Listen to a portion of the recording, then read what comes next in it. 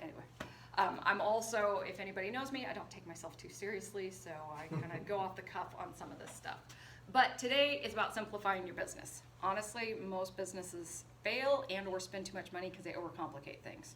I know, running around finding out the best avenue for exposure and for interest, you're probably going to spin your wheels a lot more in the first year than you will the second year. You're going to find the things that work for you and don't. So I've got a couple worksheets.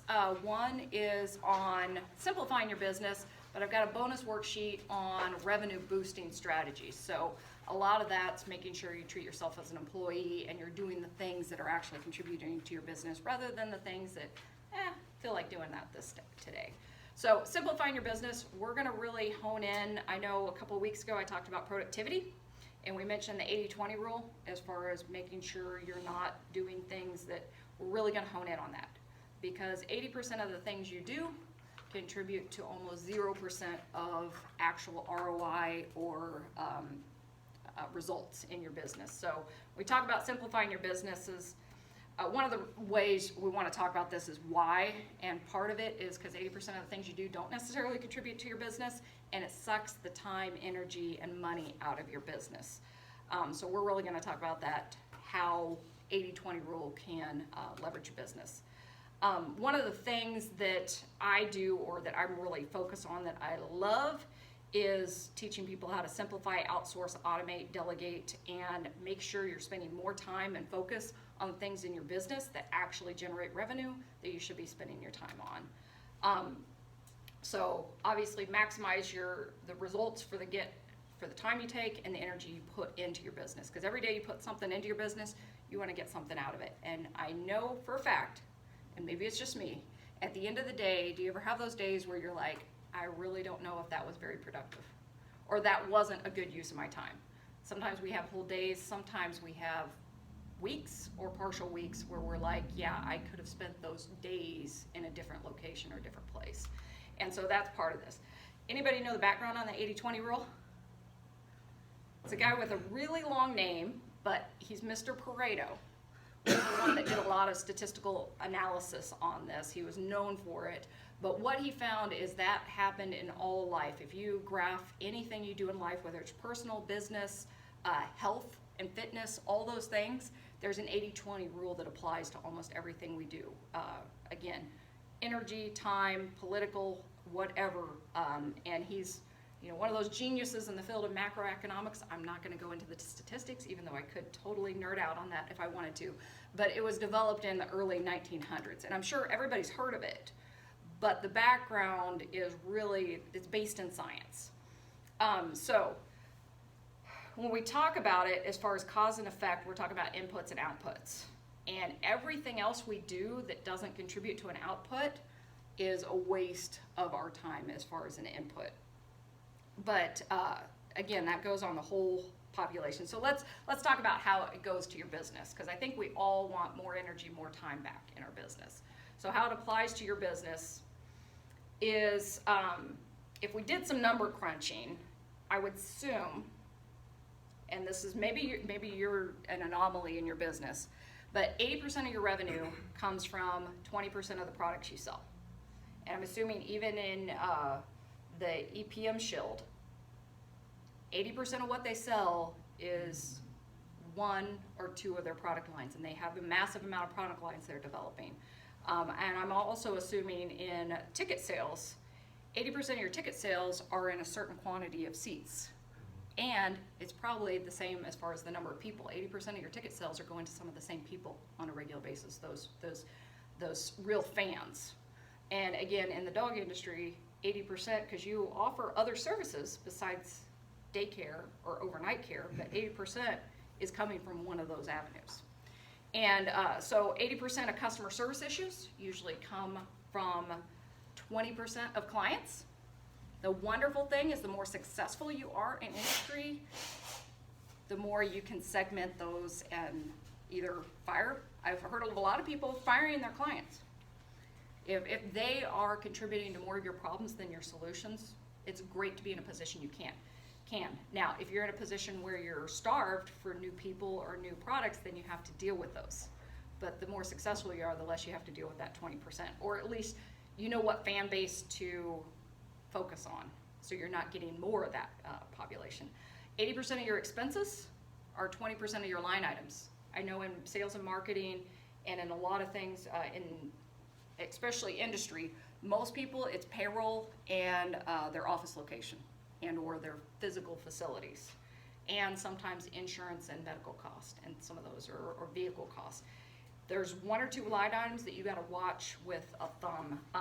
80% of your profit, again, comes, and when I say profit, the reason I separate profit from revenue is because revenue is a top line, profit could be a different 20%. So be careful to not keep those. I have a client where about 70% of her revenue comes from miscellaneous small items, 30% are from bigger projects. She makes much more profit on that 30% than she does on the 70%. So if she grows that, she actually grows her profit, not necessarily her revenue.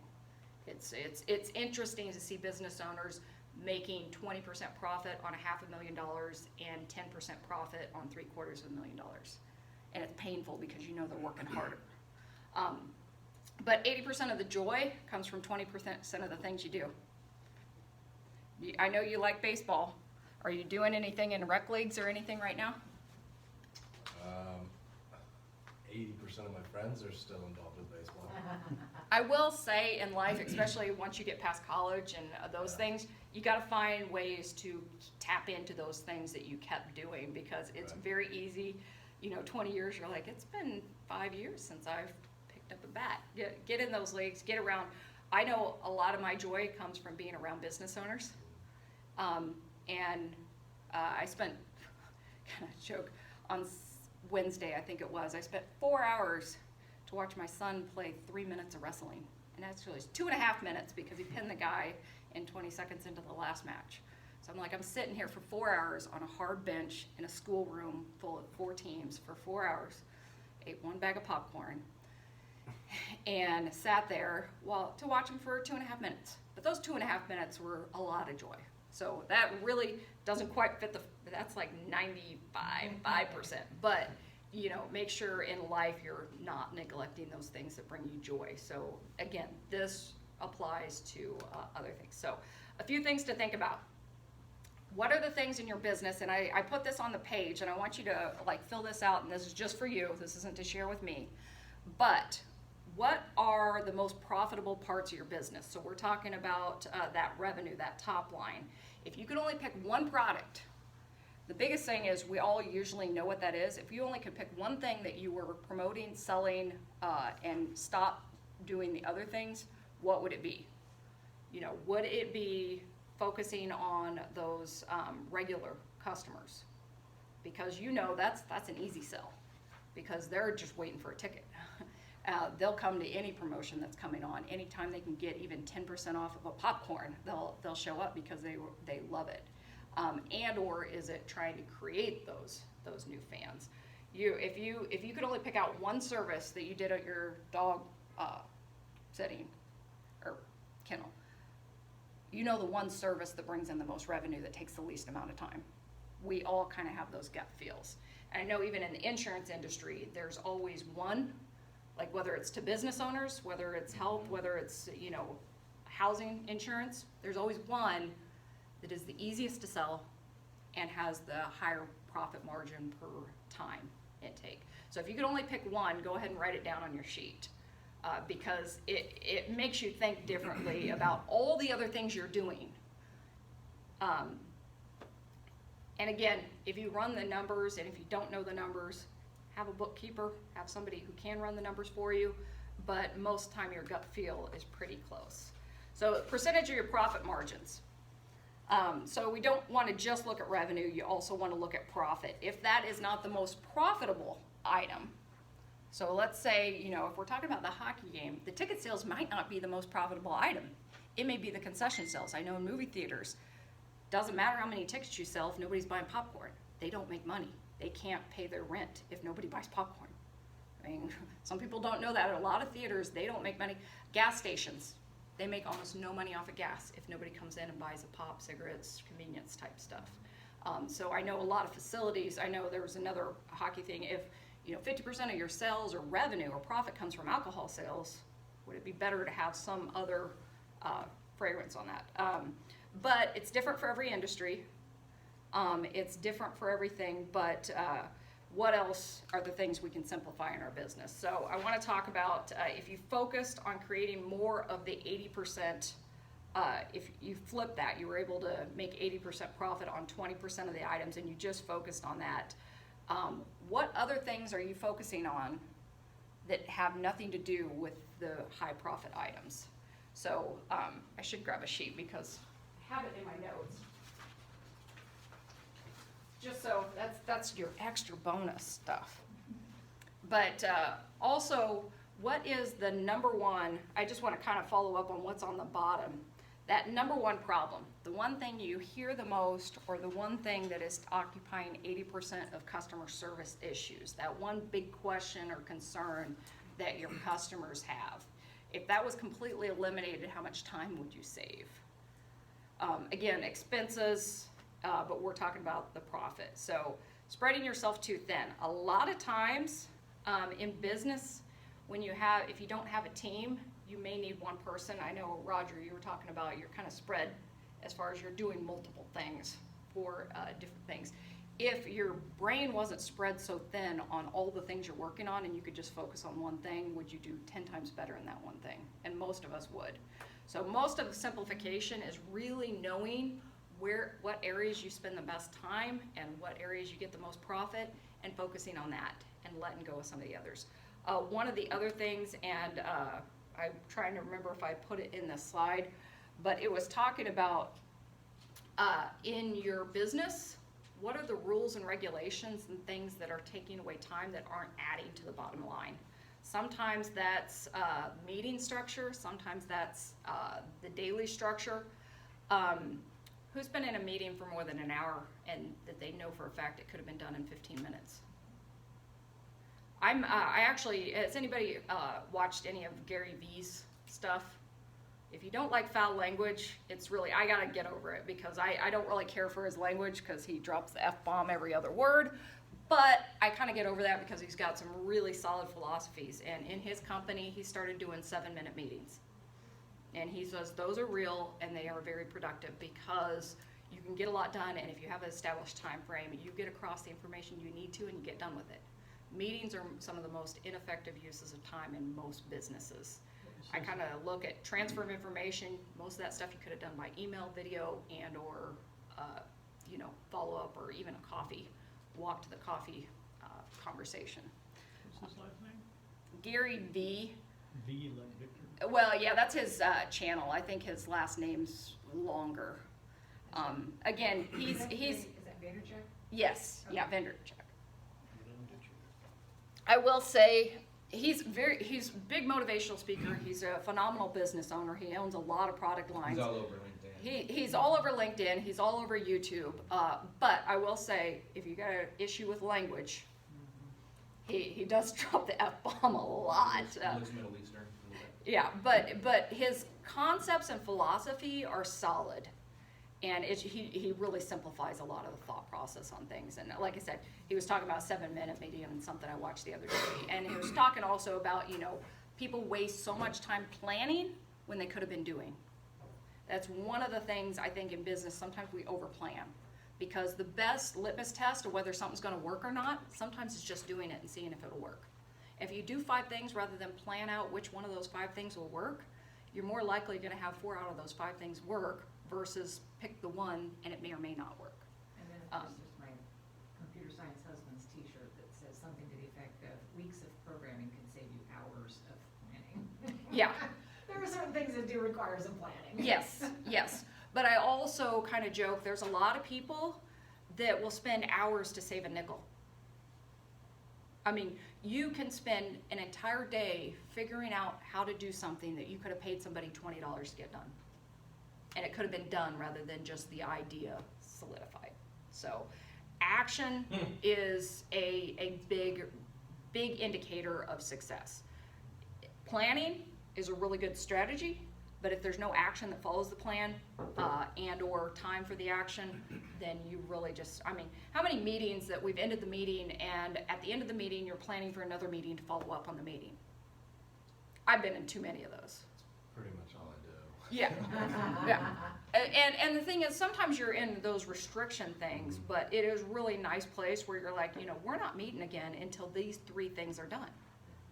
And then we can talk about what got done in this and what we want to do and adjust, but we're not meeting again just to continue the same meeting when we didn't accomplish anything in this one. But, you know, you get. It's like there's different types of meetings, like some of them are that transformation of information. Yes. And the ones that, like the brainstorming Yes. meetings, and you didn't know it was a brainstorming meeting, like there was no clear objective, and everybody has an opinion on everything, Mhm. just like I just spoke of now, you know, but yeah, those are the ones that I can totally. Yeah, no, and I actually, that's, Looking at the it's clock, funny I'm because. clearing my throat, and like, can we move on? Yeah, my theory is there's 2 types of meetings, and you hit it right on there, and I don't know if you got that from somewhere or you just tapped into my brain. But you have information sharing meetings and you have brainstorming meetings. Brainstorming meetings, one, should never have more than 5 people in them. You can't have a consolidated discussion with more than 5 people when you're talking about ideas. There's just too many ideas at the table once you get above a certain number of people. And plus, if everybody's in the same role, it's almost kind of a waste of time. You need people in different roles so you have different opinions so you can consolidate best ideas. But information Along sharing that chain or meetings, hierarchy. Different roles like that. information sharing meetings are the ones I say should never be more than 15 minutes. Because what happens is the longer you have time to discuss or exchange information, the more detail that's unnecessary that gets shared. Because information sharing meetings should be at a very high level where everybody can comprehend the high level job processes. It's just like the introductions. That 60-second elevator pitch came from the idea that people don't need the detail unless they ask you for it. And if they ask you for the detail, everybody else in the room doesn't need to know it. You can have those discussions offline. But brainstorming meetings, you need a little bit more time because you're actually exploring a process, but it still should have some action items that come out of it. But that's kind of getting off the point of that. When you dig into your business, and of course this is all I'm going to do because again I try to keep these presentations fairly simple because I give you more notes than what's in the presentation. But at the end of this, I kind of want you to think through just a little bit on that, using that 80-20 rule of what things you can outsource, delegate, eliminate, or simplify in your business in these 5 categories. And the reason I put joy in there is because who cares how successful your business is or your job is if you're miserable? If your job is sucking the life out of you, you can't simplify that. But you can add in like the joy. It's kind of like the working out. How many people are like, yeah, I'm going to work out 5 days a week, and then Fridays come around and you haven't been to the gym once? And if that's your place of joy, you've actually lost some of that energy in life. But if you hate the gym and you're doing it because you want to, you probably need to find a different place. Go hiking. Go like the Dirty Girls activity. I mean, that is some people's like favorite place. And so you need to have that. So I just wanted to give you just a few more minutes. You can talk among yourselves. Hey, I'm on time today. I went through it quicker. But write down some of the ways that you might think about simplifying the products that you're offering. And again, when you're talking about ticket sales, you're talking about filling seats, but it's not about filling seats. Who cares about filling seats if they're still not profitable? If you have 100,000 people there and nobody buys popcorn, nobody buys alcohol, did they make a profit? You need to make sure you're promoting and focusing on those areas of profitability for your business. I know a ice hockey team in Lincoln, Nebraska that did phenomenally successful. They actually brought, back when they just started it, and because I know one of the co-owners of it, and they were talking about how their alcohol sales was, I don't want to say 90% of the profit, but that's what paid the rent. I mean, and everything else was cake after that.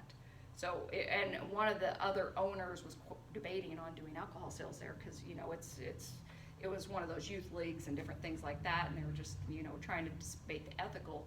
But also in restaurants and other things, like it or not, that is a high profit margin product, and it is what keeps a lot of restaurants afloat. And so, having, I kind of joke, there's a Mexican place that's got $1 margaritas. What is it? Is it Tuesdays and Thursdays or whatever? It's a draw. Because honestly, they don't make money on that.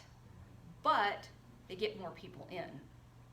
And so sometimes we call those loss leaders, where you actually sell something for at cost or for loss, so that you can fill the seats. Lower sales those days of the week, were probably their lowest. Yes, but guess what? If you go there on Tuesday on a regular basis, you might actually show up on a Friday or buy their, give them gift cards or different things like that. Studies show, people, like if you get a $20 gift card to something, you're probably gonna spend $40 there. Because if $20 is paid for, you're probably gonna get a bigger meal because you don't have to. I mean, people spend more when they have a percentage off. I mean, there's that Groupon. I was talking to a business owner about Groupon, because there's positives and negatives about Groupon. You don't see a lot of local businesses using Groupon anymore, because Groupon takes such a high percentage of those, and they require you to pre-discount. So if you discount your stuff 25-50% and Groupon takes 25-50%, you made $5 and they got a $25 gift card, possibly. And so it can be a huge loss too. But if that gets somebody in the seats or in your restaurant that's never been there before, it's community awareness, because they'll see the Groupon whether they buy it or not. It's also another new person. Now the risk factor is if somebody's already coming and they would have spent full price and they got something for half price and you end up spending for it. The biggest thing I do like about Groupon, it's got its pros and cons, is the fact that you don't pay unless people buy. And so it is a guaranteed sale, possibly of a new person, even if you're doing it for a loss for that initial ticket, because you're looking for that ongoing relationship and that future relationship. So it's a decent marketing strategy. I know somebody who started a business. It was in one of our other groups, and they sold 1,000 Groupons their first couple months in business, and they lost money on every single one. But 75% of the people that bought a Groupon booked a secondary schedule, and then about 50% of them are new regular customers that come every month. So they're making money every month off of what they lost that first month. So sometimes you got to consider that in the strategy. So I went off track on that, but I just wanted to conclude with this. Think about what you do, and I'll shut up for 5 minutes and refill my coffee. That's probably not professional of me just to say I'll shut up for 5 minutes, but that's Something kind of the about way I roll. Groupon thing that reminds me of something I used to preach.